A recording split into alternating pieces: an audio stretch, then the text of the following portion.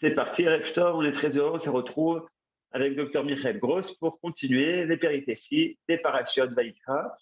Et tu vas nous parler ce soir de l'interdit de blasphémer. Bechavod. Voilà, maintenant on m'entend et on va faire monter ce qu'il faut. C'est ça. C'est assez grand. Très bien, très bien. Ok, et ça commence depuis le début, c'est très bien. Et oui, et les péripéties du livre de Vaïkra. C'est pas vraiment un roman, mais il y a quand même une suite, comme on va le voir. Il y a quand même un rapport entre les parachiotes.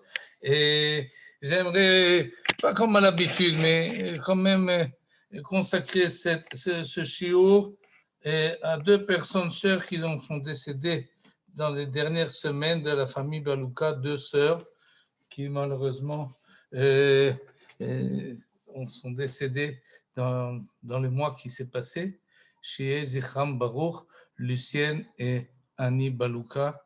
Et on commence avec notre sujet à nous, qui est un sujet un peu compliqué. Et le blasphème, surtout dans le contexte actuel, comme on va le voir. Et tout de suite, on passe à la paracha pour ne pas perdre de temps.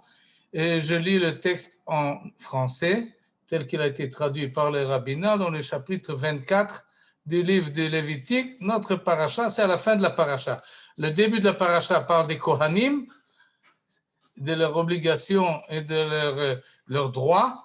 Et la suite de la paracha parle des fêtes du calendrier hébraïque, en parlant du Shabbat et ensuite en suivant l'ordre des mois. Et ensuite, on arrive, il y a encore deux autres sujets, et ensuite on arrive à ce sujet-là qui conclut la paracha. Il arriva, et c'est une des rares histoires que nous avons dans le livre de Vaïkra, il arriva que le fils d'une femme israélite, lequel avait pour père un Égyptien, donc il avait mère israélite, mais père égyptien, était allé se mêler aux enfants d'Israël. Une querelle s'éleva dans le camp entre ce fils d'une Israélite, qu'on va tout de suite voir son nom, le nom de sa mère, et un homme d'Israël. Le fils de la femme israélienne proféra en blasphémant le nom sacré. On le conduisit devant Moïse, le nom de sa mère était Shlomit bat Divri, la fille de Divri de la tribu de Dan. On le mit en lieu sûr, celui qui a blasphémé, jusqu'à qu'une décision intervint de la part de l'Éternel, parce qu'il ne savait pas exactement qu'est-ce qu'il fallait en faire. Il était évident que son comportement n'était pas adéquat, mais qu'est-ce qu'on fait avec cet homme-là? Alors Akadosh Baruch Hu a répondu, et l'Éternel parla ainsi à Moïse, qu'on emmène le blasphémateur hors du camp, que tous ceux qui l'ont entendu imposent leurs mains sur sa tête, et que toute la communauté le lapide. Et ensuite, parle aussi ou ainsi aux enfants d'Israël en ces termes. Quiconque outrage son Dieu portera la peine de son crime. Pour celui qui blasphème nominativement l'Éternel, il doit être mis à mort. Toute la communauté devra le lapider, étranger comme indigène. S'il a blasphémé nominativement, il sera puni de mort. Et là, la Torah passe à un sujet qui, à première vue, est hors sujet. Il parle des choses que nous avons déjà, qu'on sait d'ailleurs déjà par ailleurs, dans le Parshat Mishpatim. Qu'est-ce qui se passe lorsqu'on frappe quelqu'un, quand on tue quelqu'un, lorsqu'on frappe un animal de quelqu'un, etc., et des lois et d'ordre de contingent entre personnes. Et là aussi, on nous dit que c'est la même législation, vous régirez étrangers comme nationaux, Ani Hashem Elokechem. Et ensuite, on reprend, Moïse le redit aux enfants d'Israël, c'est-à-dire, c'est ce que nous vient de lire là, qu'est-ce qu'on fait avec le blasphémateur? On emmena le blasphémateur hors du camp, on le tua à coups de pierre, et les enfants d'Israël firent comme l'Éternel avait ordonné à Moïse, et comme ça finit la paracha de Shmot, et c'est de cela qu'on parle. Et ensuite, j'ai ramené ici le texte en ivrite, dans sa langue originale, mais ce sujet-là, qu'on prend quelqu'un qui a blasphémé et on le lapide, aujourd'hui, c'est pas c'est pas quelque chose qui est facile à digérer. Et on connaît le problème du blasphème. Et j'ai rapporté ici par la suite des images pour qu'on comprenne un peu le contexte. Et on accepte difficilement que cet homme-là qui s'appelle Salman Rushdie soit mis à mort. Il a été condamné à mort par les Iraniens. Et pourquoi il a été condamné à mort? Parce qu'il a écrit un livre qui s'appelle Les versets sataniques. Et les Iraniens n'ont pas aimé ce qu'il a écrit parce qu'il blasphème, en fait, en tout cas à leurs yeux, le nom de Mohammed, le prophète musulman. Et alors, ils veulent le tuer. Ce qui, dans le monde occidental, est incompréhensible. On ne comprend pas ce genre de choses. Et on connaît aussi cet événement-là. Et vous voyez, we are ready to kill Rushdie. Oui, on va le tuer, on va le lapider. Je ne sais pas comment ils tuent en Iran, mais en fait, ils font ce qui est marqué dans la Torah à propos du blasphémateur. Et ça s'est passé en France lorsque des musulmans ou des islamistes, je ne sais plus, ont tiré sur les dessinateurs et les rédacteurs de Charlie Hebdo. Et alors, ça, on n'a pas compris. Et c'est inacceptable, ce genre de choses. Pourquoi? Parce que dans notre vue actuelle des choses, il y a ce qu'on appelle la liberté d'expression, la liberté de penser et la liberté d'écrire et de dessiner, et chacun ce que bon lui semble. Et cette liberté-là, elle est sacrée, on peut dire. Elle est à la base de tout le régime démocratique, de toute la pensée démocratique. Chacun pense librement et s'exprime librement et il dit ce qu'il veut. Si les gens, ça ne leur plaît pas, ils peuvent toujours discuter, mais ils ne peuvent pas sortir un couteau et trancher la gorge de celui qui a dit quelque chose qui ne leur plaît pas. Et donc, cette paracha-là de la Torah, il faut un peu en faire une certaine rationalisation ou une actualisation, qu'est-ce qu'on peut en tirer aujourd'hui si on accepte les principes de la démocratie? Et évidemment, si on ne les accepte pas et on est dans une théocratie, alors les choses sont beaucoup plus compréhensibles. Et c'est ainsi que c'était dans la grande majorité de l'histoire de l'Occident également. Ils ne sont pas gênés de mettre à mort jusqu'au 18e siècle, je crois, en France. Les blasphémateurs, jusqu'à Voltaire, en fait, les cas ont été jugés, ont été torturés et ont été finalement mis à mort. Oui, c'est des choses que dans le passé étaient compréhensibles, mais ne l'est plus, et peut-être à juste titre. Donc, qu'est-ce qu'on fait avec pourquoi c'est si grave? Il a dit quelque chose, il a dit quelque chose. Alors, alors dis-lui quelque chose. C'est pas des mots. Des mots, c'est pas grave. C'est seulement des mots. C'est pas quelque chose qui fixe les choses. Quand on reçoit un coup dans la figure avec une pierre ou un couteau, ça c'est quelque chose. Mais si on reçoit un coup dans le cœur parce que quelqu'un s'est mal exprimé à notre égard, bon, c'est l'onaïm, comme on dit en ivrite, mais c'est l'honora. C'est pas agréable, mais c'est pas, ça ne mérite pas à cause de ça la peine capitale. Et cependant, la Torah, oui, donne la peine capitale et même une peine assez difficile, et on lapide celui qui blasphème.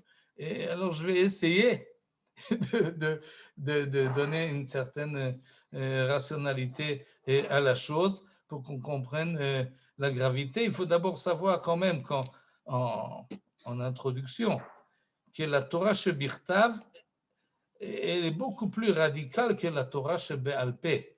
C'est-à-dire, aujourd'hui, aucun Bet Din ne mettra à mort quelqu'un qui ferait un blasphème. Ça n'existe pas dans la halakha actuelle. Et pas seulement aujourd'hui. On n'a pas attendu la Révolution française et les droits de l'homme pour cela. Déjà dans le Tanakh, pas dans le Tanakh, mais dans le Talmud, la peine de mort est plus ou moins abolie, elle n'a pas été pratiquée, et ça fait maintenant des siècles. Donc, le principe existe dans la Torah chez Birtav, mais dans la pratique, on réagit différemment. Ceci dit, on va quand même étudier la Torah chez Birtav, Parashat Shavua, et j'ai choisi comme sous-titre ou comme sisma, comme formule, une formule qu'on connaît à propos du Lachon Hara. Et le Lachon Hara, la médisance, le Midrash nous dit que la médisance tue 3 personnes. C'est quelque chose de connu. Amisaper Lachon Hara, Horeg Shlosha. Haomro, Amekablo, Vaneemar Alav. Ce qui est marqué avant, c'est pour nous dire que c'est pire quand même que le meurtre. Parce que quand quelqu'un qui tue un autre, bon, il a tué une personne. Mais celui qui dit du Lachon Hara, il en tue 3. Et évidemment, c'est un peu démagogique comme présentation des choses, mais quand même, ça veut dire quelque chose d'important. Que celui qui parle, il doit prendre en connaissance de cause trois valeurs ou trois domaines qui sont là. Chaque fois que l'on parle, moi je suis en train de vous parler, alors il y a trois dimensions à ce que je suis en train de dire. Il y a celui qui parle, il y a celui qui écoute, et il y a la chose qui est entre les deux, et la chose qui est dite. Et ces trois-là sont présents dans la discussion, dans le dialogue. Le dialogue, ce n'est pas seulement ce qui a été dit, ce n'est pas seulement celui qui a entendu, c'est également celui qui parle. Et les trois, il faut les voir dans un ensemble. Et donc, celui qui dit de la médisance, il ne frappe pas seulement sur celui de qui on a parlé, mais il frappe également celui qui écoute et il frappe également celui qui parle. Et ça demande explication. On ne parle pas maintenant ici de la Lachon Hara, mais si la chose est vraie lorsqu'on dénigre quelqu'un, c'est sans doute vrai également lorsqu'on parle d'un blasphème et qu'on parle d'Akadosh Baruch Hu. Il faut voir la gravité de la chose par rapport à celui qui parle en premier. Ensuite, on verra la gravité de la chose par rapport à celui qui a entendu le blasphème. Et ensuite, nous verrons la chose en soi, ce qui a été dit, pourquoi c'est tellement grave. Et j'ai récolté quelques idées sur les Mefarshim là-dessus, qui nous orientent dans ces 3 dimensions-là. Celui qui parle, nous avons le Sefer HaChinuch qu'on a déjà mentionné dans le cadre de ces études, et il nous explique que le Sefer HaChinuch, il passe une à une les mitzvot de la Torah, et avant de nous donner les détails hilchatiques, il donne une certaine idée pourquoi cette mitzvah-là fait partie des 613 mitzvot, quelle est l'idée qui se cache derrière cette application. Et dans ce contexte-là, il parle de mitzvah qui s'appelle Birkat Hashem. Et là, il y a déjà une illustration en fait de notre sujet. Et un de mes frères à qui j'ai envoyé le sujet d'aujourd'hui par WhatsApp m'a répondu: qu'est-ce que c'est blasphémer? Et pour ça, il faut avoir une certaine connaissance du français. Et alors, j'ai essayé de chercher la traduction en ivrite. Mais en ivrite, on ne dit pas blasphémer, on dit Birkat Hashem. Ça veut dire, en fait, si on traduit littéralement, c'est bénir. Parce qu'on ne veut pas dire ce qu'on ne veut pas dire. Alors, on dit le contraire. Et alors, dans le contexte, il faut comprendre qu'est-ce qu'on voulait dire. Et donc, ça montre bien que le Lachon HaKodesh se maintient à une certaine, comment dire, une restriction interne. On ne dit pas ce qu'il ne faut pas dire. Et donc, il n'y a pas de mot pour le blasphème. Et on dit Birkat Hashem, comme ça dit le Sefer HaChinuch. Pourquoi le Birkat Hashem, pourquoi le blasphème est tellement grave? Parce qu'il frappe celui qui parle. Le fiche mitroken Adam b'ma'amar hara hu mikol tova. Celui qui blasphème se vide de quoi? De tout ce qui est bien, de ce qui est bon, de tout ce qui est vrai. Toute la splendeur de son âme en fait tombe en déchéance. Il est même pire qu'un animal. Pourquoi c'est si grave? Et pour le Sefer HaChinuch, parce qu'on parle du langage. Or, le langage, c'est le propre de l'homme. Or, le langage a été donné aux hommes et pas aux animaux, parce que les hommes ont ce droit, et même l'obligation d'utiliser le langage pour quelque chose élevé, pour quelque chose qui rapproche l'homme à la spiritualité et vers le divin. Or, qu'est-ce qu'il fait celui qui blasphème? Il prend cette qualité qui est l'essence humaine et en fait, il la renverse. Au lieu de louer Akadosh Baruch Hu, il fait le contraire. Et à ce moment-là, il perd sa raison d'être humaine. Kiboto davar mamash, ça c'est par cela qu'il est différenciant. Cela, il est homme par la force du langage. מבדיל הוא את עצמו לרעה ומוציא עצמו לגמרי מכל גדר הדעת. Cet homme-là, en blasphémant, en fait, il se vide de toute son énergie vitale qu'il a besoin, il s'enlève de tout cela, alors évidemment, il périt. Il est comme un vermisseau qui est en déchéance et même plus bas que cela.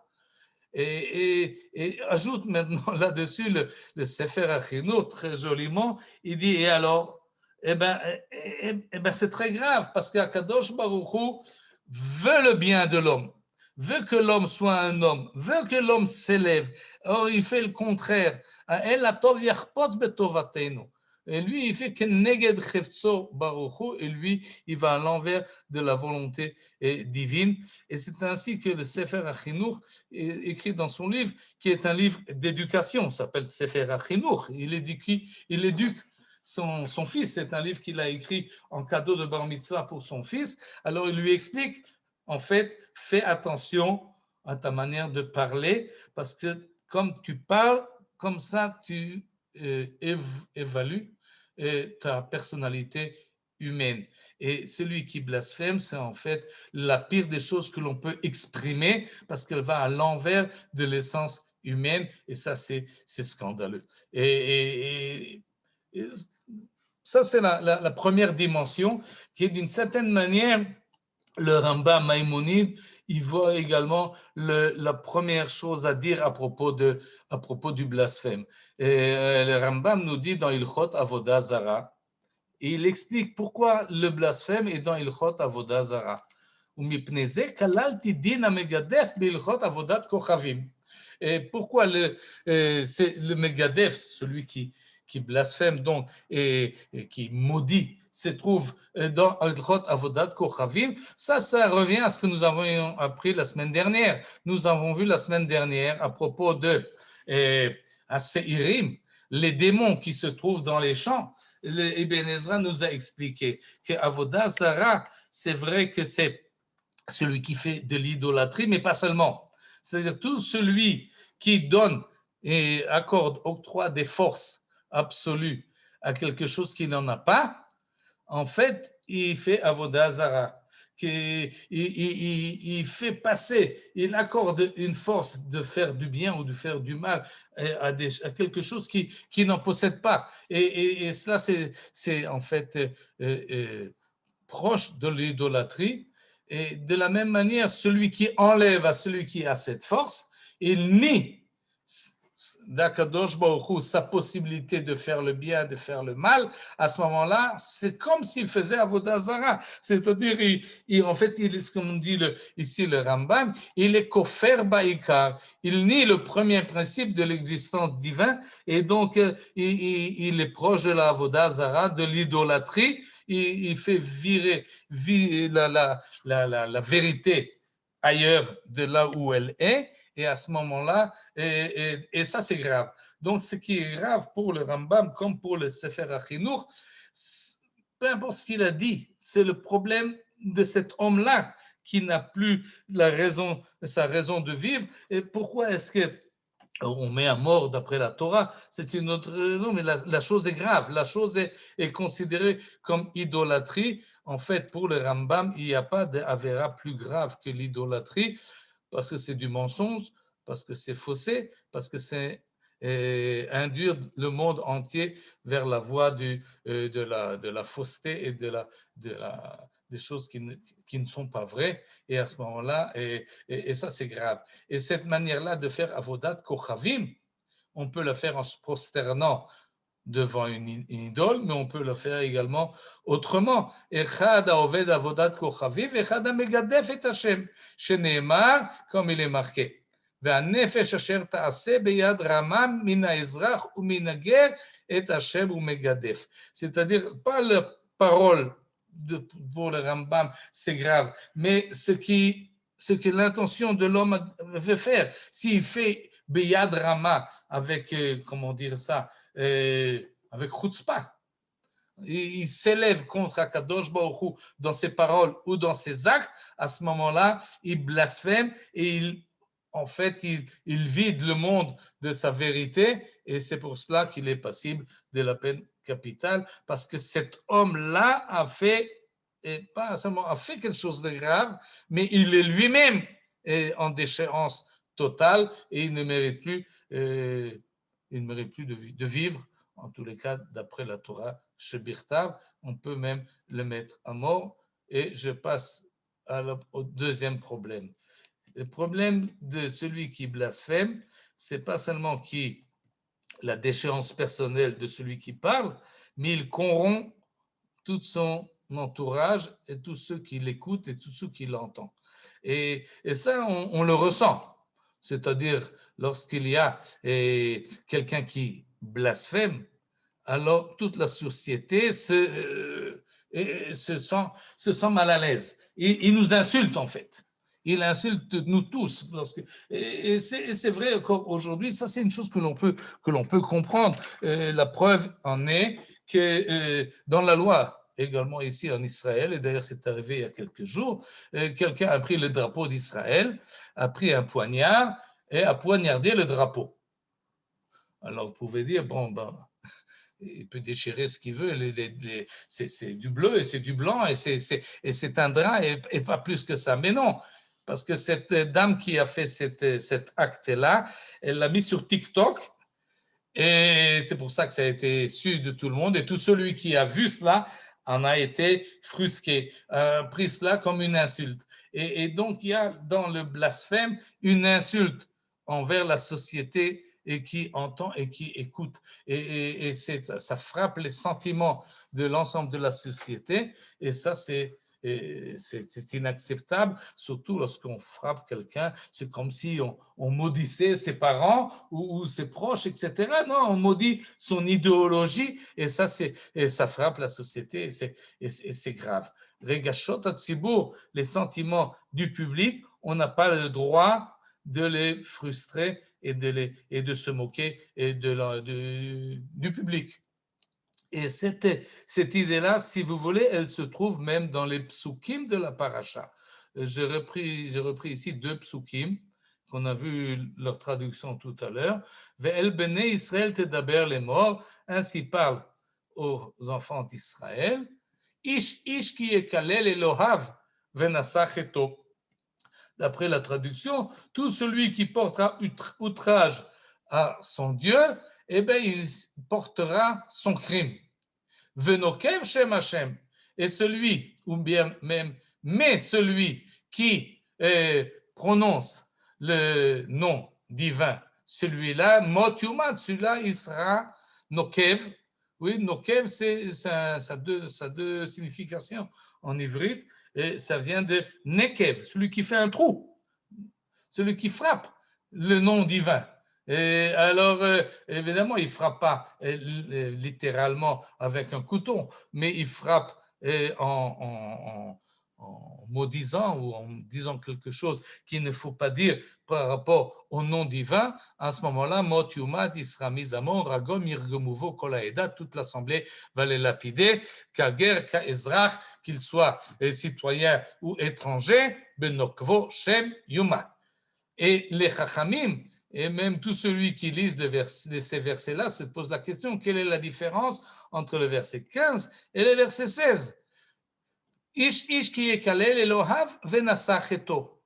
Alors la halakha, on a conclu une conclusion sur laquelle on ne va pas s'attarder et qui est rapportée également par le Rambam, qu'il y a une différence s'il dit le nom, le tétragramme, le nom Yud, He, Vav, He, ou bien s'il ne l'emploie pas. Et ça revient au sujet nous avons déjà vu sur les noms divins à l'époque, sur la paracha de Vaera, et seulement celui qui dit le tétragramme, le nom de 4 lettres, que ce soit comme on le lit ou que ce soit comme on l'écrit, celui qui emploie ce mot-là, d'après le Rambam, de toute façon, mot yumat. Mais celui qui emploie, il parle de Dieu, mais sans employer son nom personnel, disons, à ce moment-là, c'est grave. Il portera le crime, mais il ne sera pas mis à mort. Ça, c'est l'explication de la halakha. Mais voilà ce que nous dit le Rav Yitzhak Arama et dans son commentaire qui s'appelle Akedat Yitzhak, et il nous dit la chose suivante. Il nous explique les versets. Le sens de ces versets-là, qui ish mikol ishe hamin, tout être humain, mais de quelques peuples au mélange humain auquel il appartient, donc dans toute culture, dans toute religion, s'il parle de la médisance, il parle mauvaisement par rapport à son Dieu, mais Foursamou, c'est connu, chez Issacheto, il recevra une punition. Qui ou avant plili le fidato, car c'est dans toutes les religions, la chose est inacceptable. On ne parle pas du Dieu de cette religion comme on parle de tout un chacun. Il y a des choses que l'on ne dit pas. Donc, comme si la Torah veut nous dire la chose suivante. Ve'el bnei Israël tedaber les morts. Ainsi parle bnei Israël.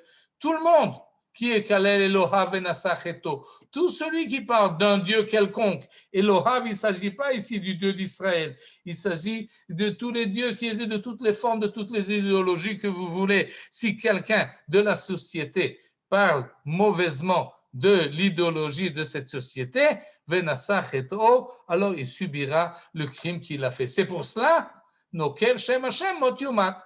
Alors évidemment, c'est quelque chose d'universel. On n'accepte pas que l'on frappe l'idéologie ou l'idole, que ce soit la vraie ou la fausse, peu importe. Une société a ses valeurs, une société a ses normes, elle n'accepte pas que quelqu'un les dénigre publiquement. C'est ainsi qu'explique le Rav Yitzhak Arama la gravité de blasphème, c'est parce que ça porte atteinte à la société. Ve'el bnei Israël tedaber les morts, yirgemu bo kol ha'eda. C'est pour cela qu'on a ici une règle un peu pas ordinaire.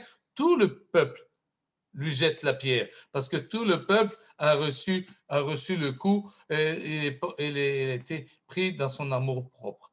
Et cette idée-là, on va le voir, est reprise également dans le Zohar d'une manière un peu étonnante d'ailleurs.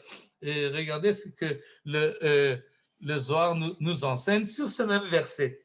Ish qui est Kalel Eloha Venasacheto, celui qui maudit son Dieu, et il ne s'agit pas du Dieu d'Israël, il portera ça, et il porte les conséquences de son crime. Tachazé. Ta, ça veut dire venez et regardez. Et bon, je traduis là l'araméen du Zohar. Kadavu Israël b'Mitzrayim, nous raconte le Zohar, quand Bnei Israël était en Égypte, il connaissait tous les princes et tous les chefs qui dirigent le monde, c'est-à-dire les divinités qui ont été nommées sur tous les peuples. Et donc, il y a 70 divinités possibles. Et chacun avait crainte d'eux. Donc, il y a beaucoup de divinités. Et en Égypte, les Bnei Israël ont connu cette divinité-là, car chacun avait la sienne. Mais, lorsqu'ils sont venus, ils se sont rattachés à la Emouna, à la vérité, et ils ont été rapprochés, le Pulchan, et Akadosh Baruch Hu les a rapprochés de son service. À ce moment-là, ils sont évidemment séparés de tous les dieux faux et imagés qu'ils avaient connus en Égypte. Et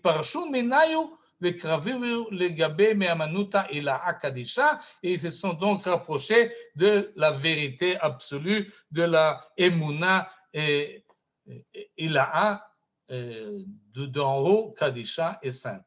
Ou begin kach.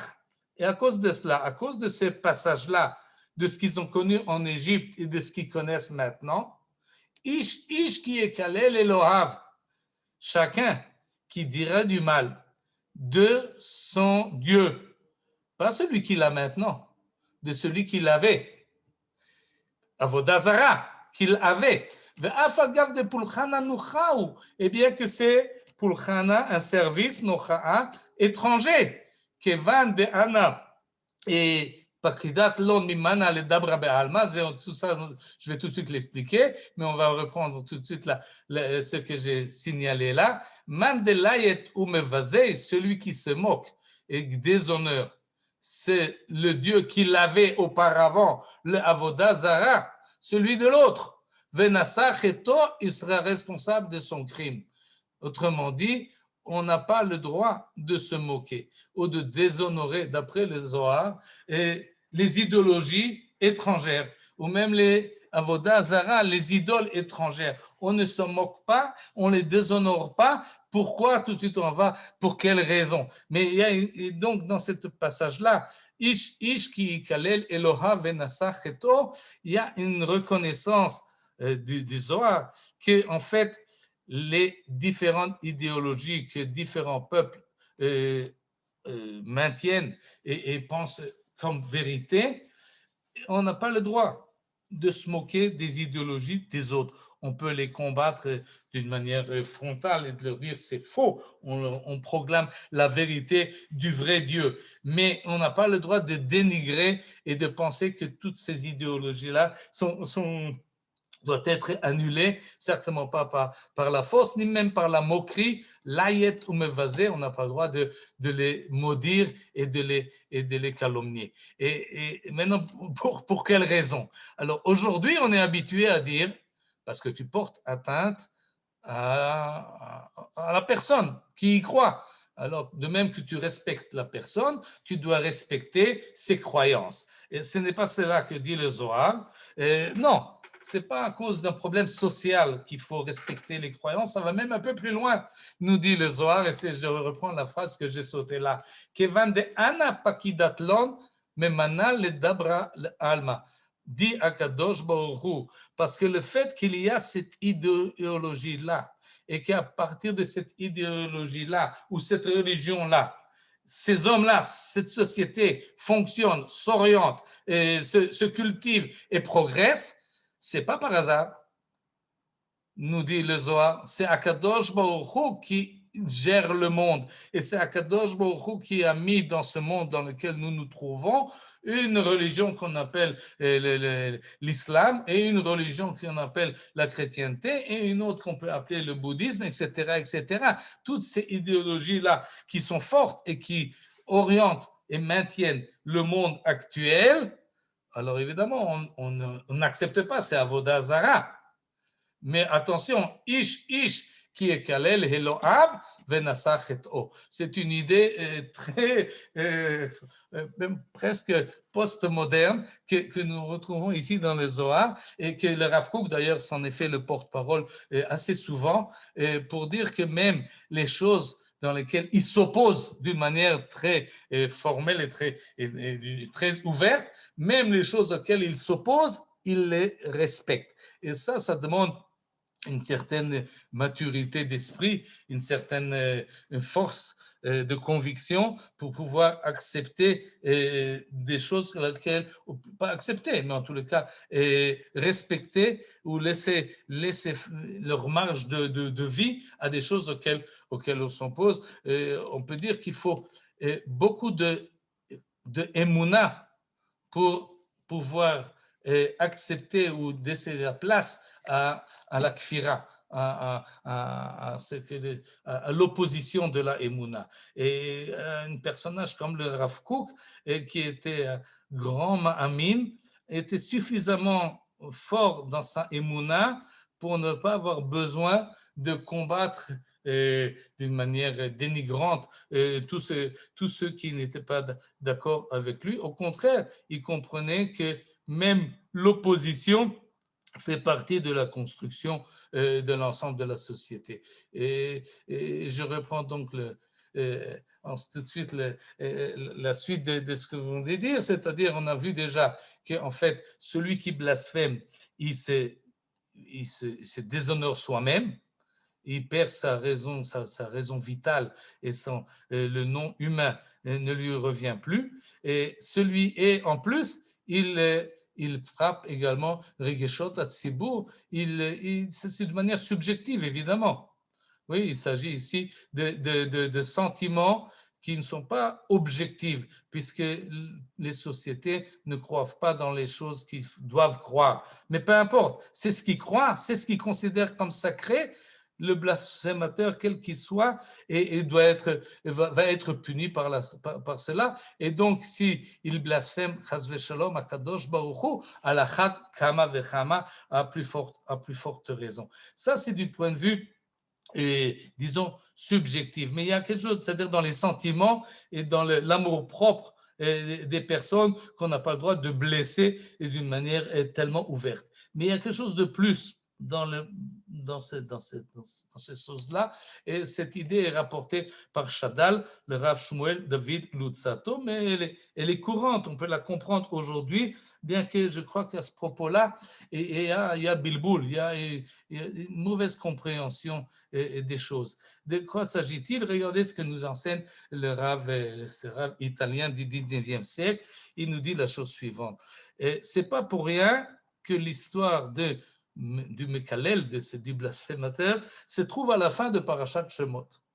En fait, il faut relire l'histoire, et pour cela, Johan avait raison, les péripéties du livre de Vaïkra, et on peut commencer depuis le début, à partir des corbanotes, mais il suffit d'en passer par le problème de l'impureté, de la tsarat et autres, et on est arrivé à Kedoshim, la semaine dernière à Haremot Kedoshim, et où il y a beaucoup de mitzvot, beaucoup d'impératifs, et il y a aussi des choses que nous n'avons pas le droit de faire, comme l'inceste et d'autres relations interdites.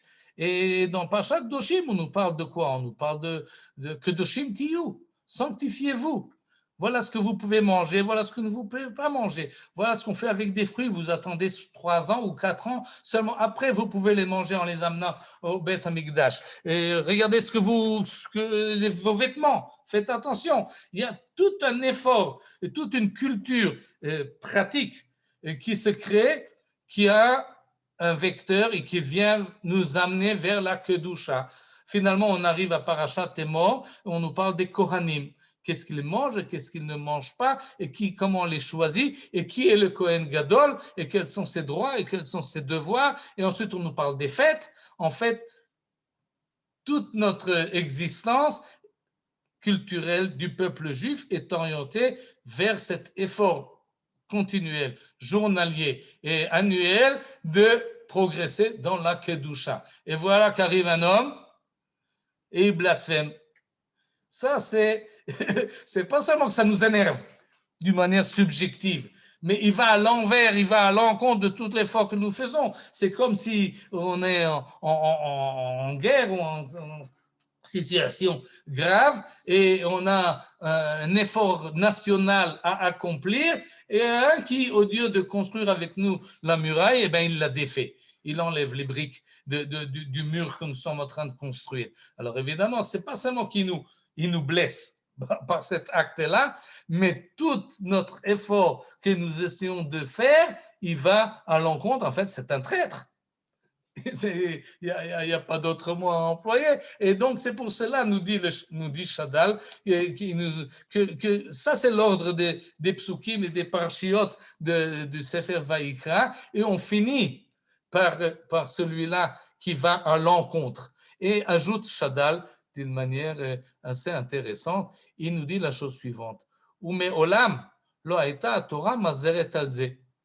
La Torah n'aurait pas apporté cette interdiction de blasphémer s'il ne serait pas passé. Il m'allait à Mikre Shekara.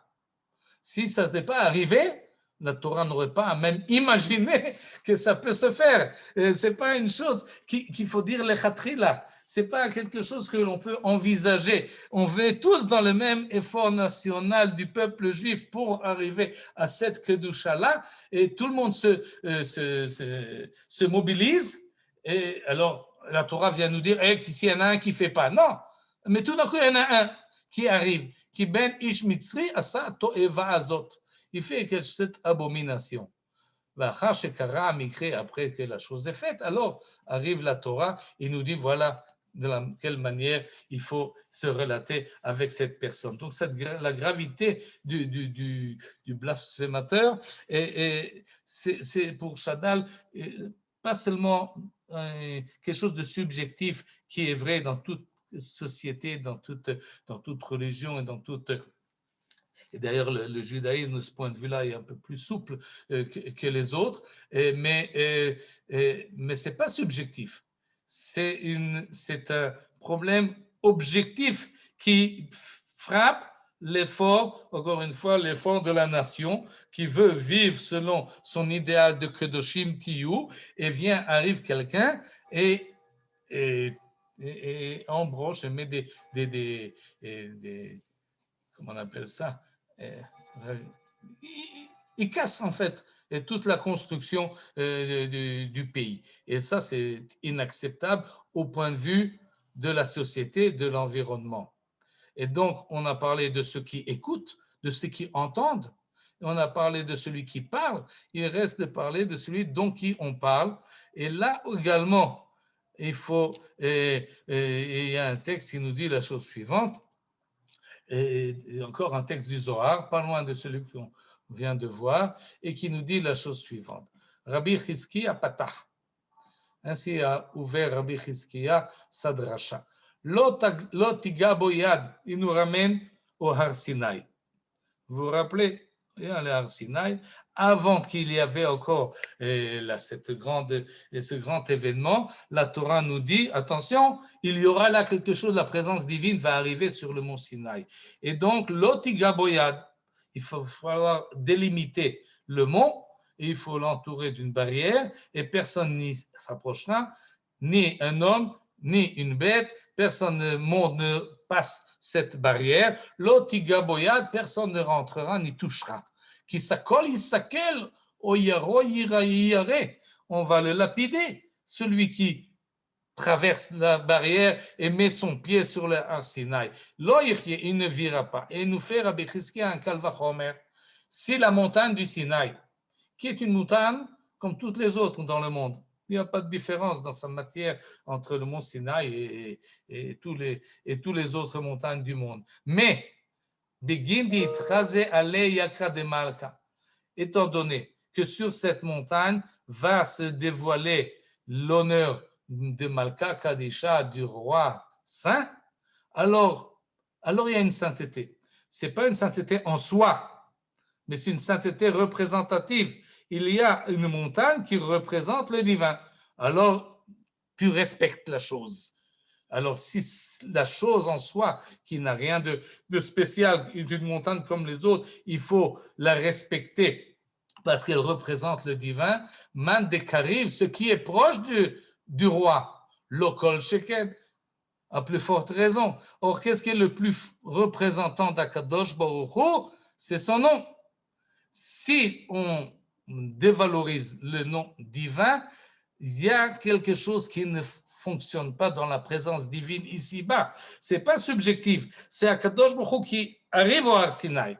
Mais si je mets la main sur le mont Sinaï et si je m'incruste d'une manière vulgaire sur le mont Sinaï, j'empêche en fait d'une certaine manière la présence divine d'apparaître dans sa plénitude. Et donc c'est cette présence divine-là à laquelle le blasphémateur porte atteinte lorsqu'il fait son crime. Et ça, c'était évidemment inacceptable parce qu'il porte atteinte pas seulement à sa propre personne et pas seulement à la société qui l'entoure, mais il porte atteinte qui viachol à Akadosh Baruch Hu, pas hu atzmo, mais à kvodo. Yikra de Malka Kadisha, sa présence, l'honneur d'Akadosh Baruch Hu, l'honneur du roi, dans les pays encore actuellement qui sont dans un régime monarchique, on ne parle pas du roi. Essayez une fois, vous verrez que la réaction des gens qui vont dire non, tout de suite.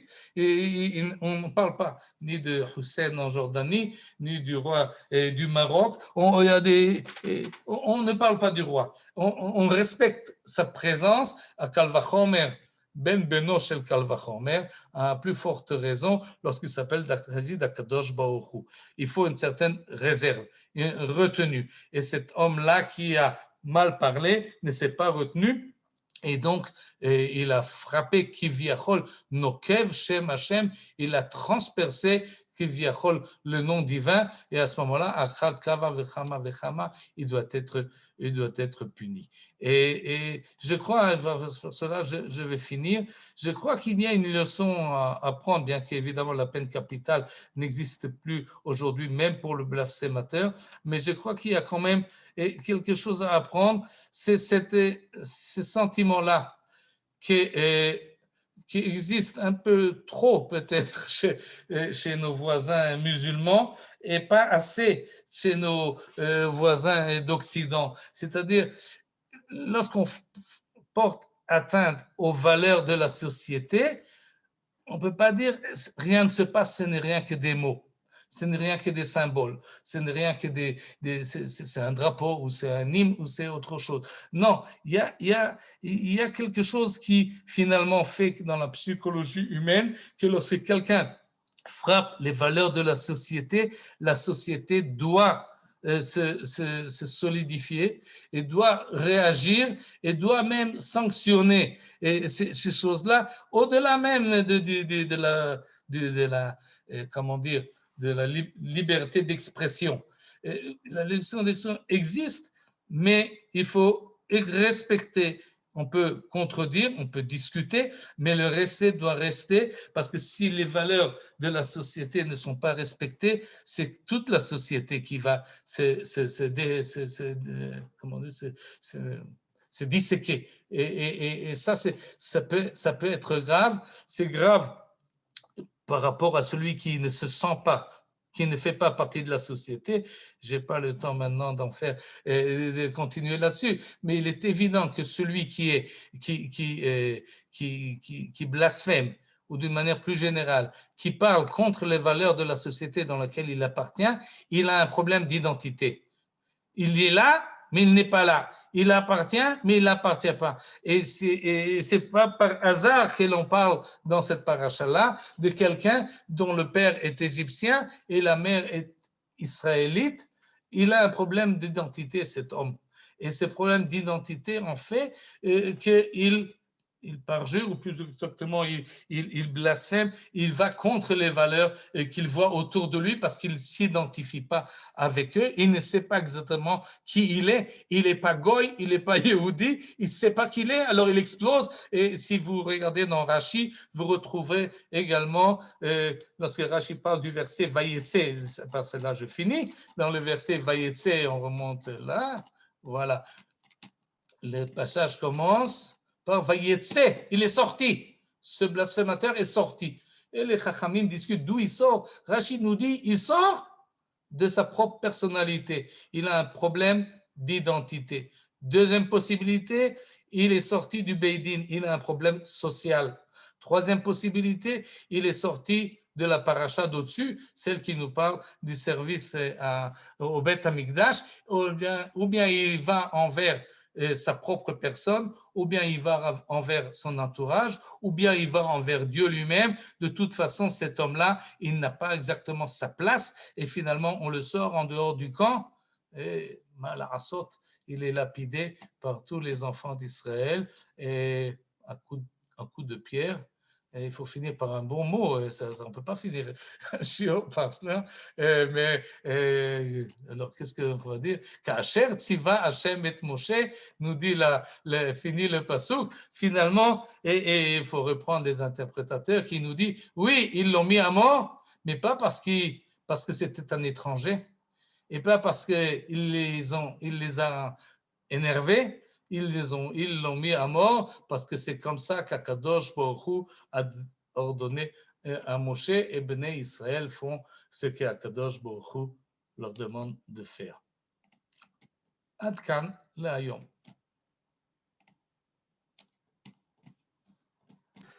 Merci beaucoup, Toda Rabba Michael.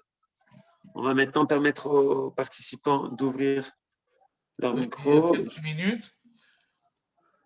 Et Annette Une a toujours. seconde. Voilà. Allez-y, Michael, tu peux réouvrir ton micro. Merci, Et Michael, Suzy, pour ton message initial. Toda Rabba. Merci pour ton message, pour mes sœurs. vas-y. C'est normal, Suzy, c'est normal. Michael, tu peux Oui. rouvrir ton micro et Annette aussi. Vas-y, Annette, Bechavot. Oui, j'ai remis. Annette, ton micro est fermé.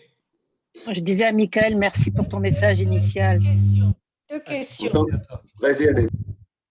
Pourquoi on lapide et pourquoi cette punition spécifique de la pierre comme punition? Parce qu'il y a d'autres punitions avec d'autres péchés où c'est la seule qui est la pierre, parce qu'il démolit une construction, quelque chose comme ça, je ne sais pas.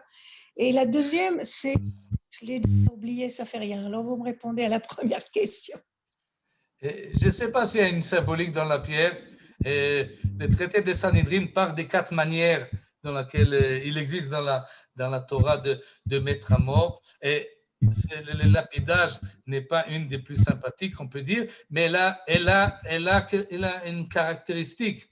C'est ce qu'on a ici dans la paracha, c'est que ce n'est pas une personne, ce n'est pas un bourreau qui met à mort, c'est la société.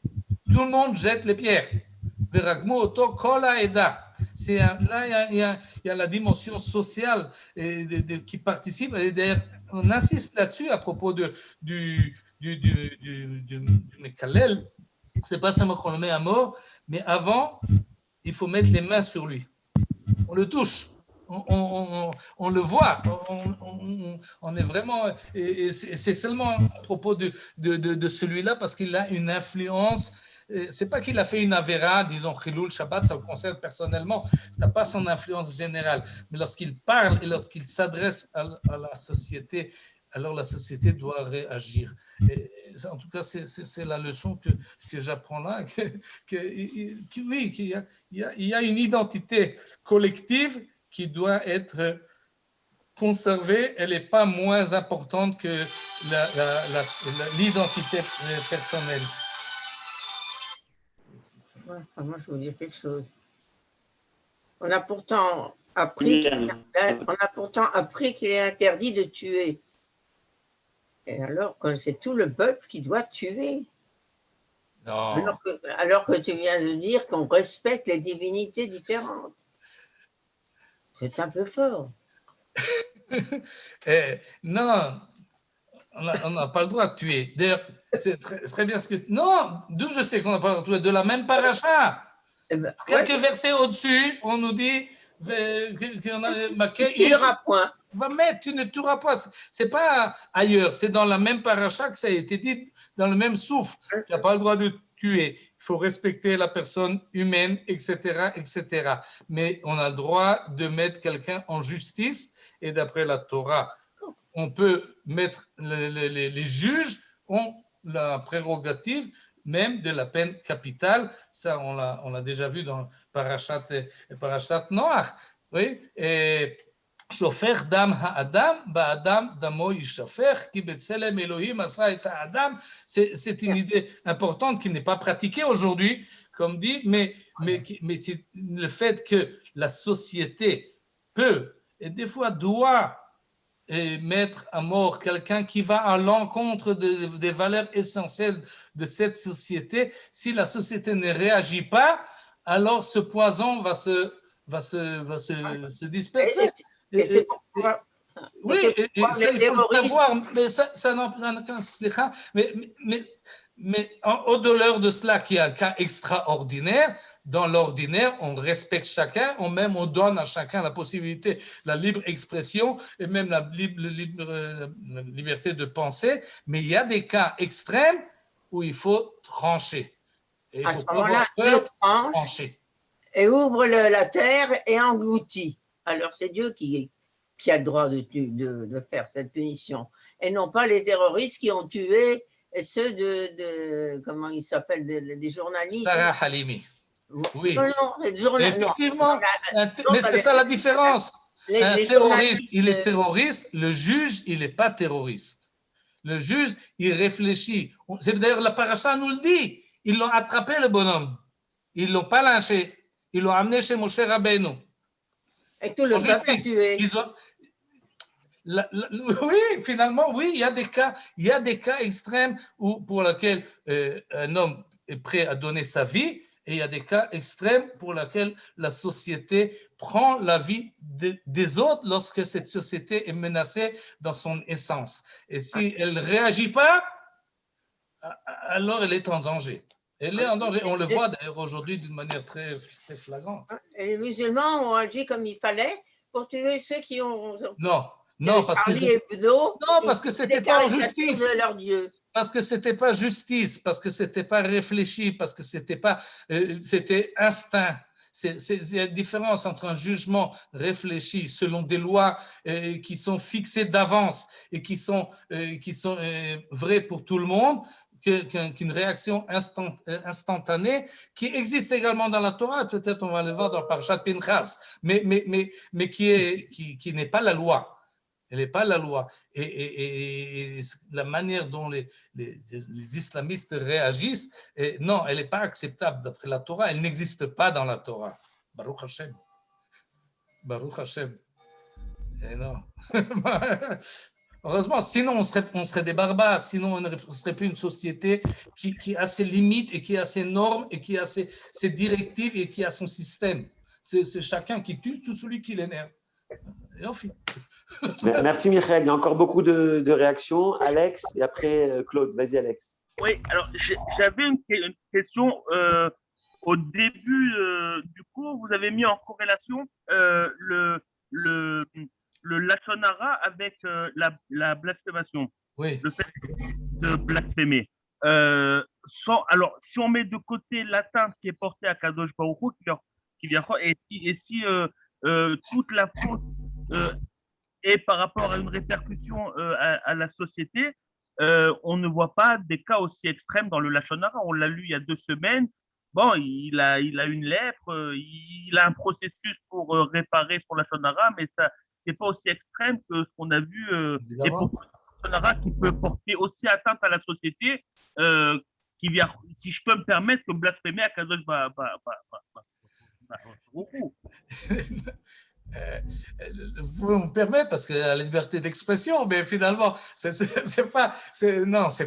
Quand on dit du lashon hara sur une personne créée, sur un être humain, c'est pas bien, c'est même mal, c'est très mal, mais c'est différent, c'est un autre niveau, c'est autre chose. C'est pas comparatif, c'est une autre dimension.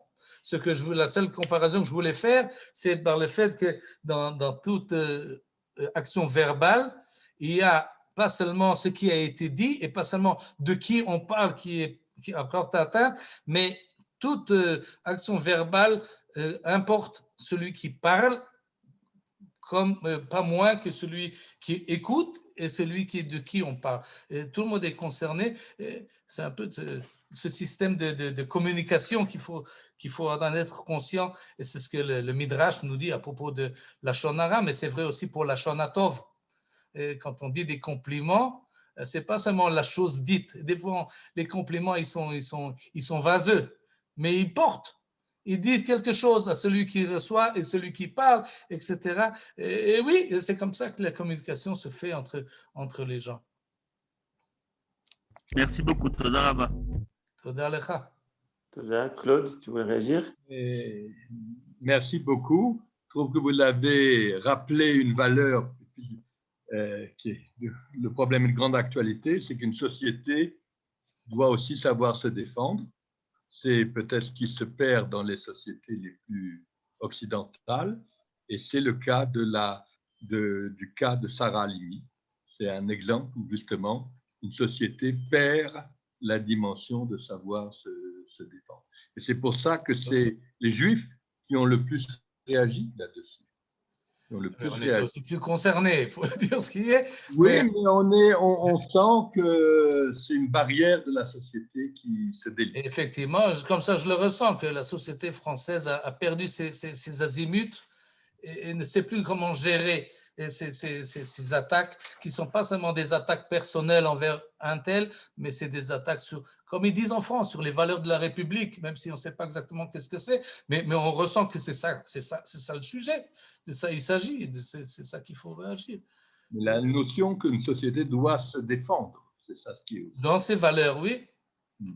Et oui, et ici en Israël également. On n'a pas encore défini quelles sont nos valeurs, mais oui.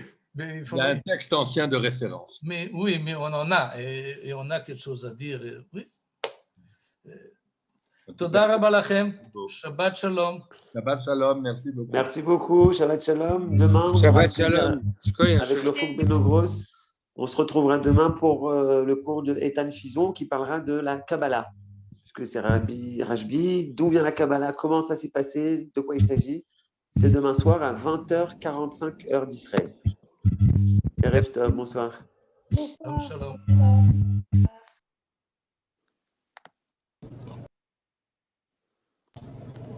Rabba.